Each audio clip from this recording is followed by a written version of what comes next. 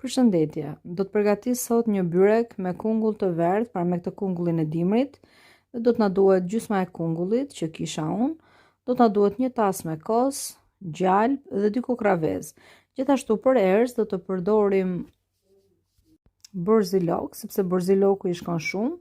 Nëse keni borzilok të njom, atëherë mund të shton të njom, por unë e kam të thatë.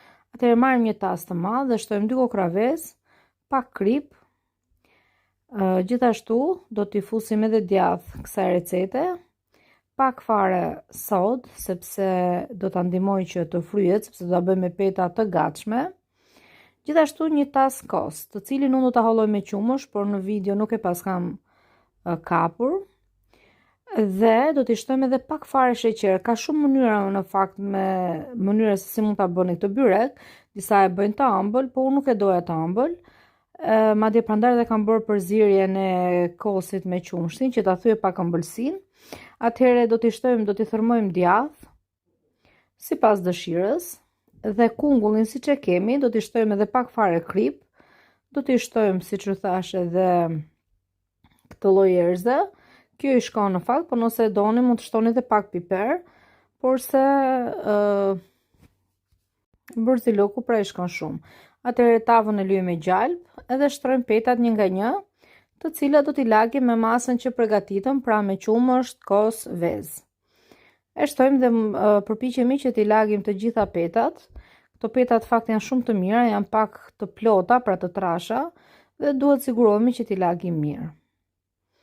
Unë po e bëj me gjalp sepse gjalpi shkon shumë me kungullin, por kam bërë edhe përzierjen gjalp edhe vaj ulliri tek tasi me cilën po lyej dhe po njoh petat. Vazhdojmë kështu duke i njohur të gjitha petat me masën e përgatitur.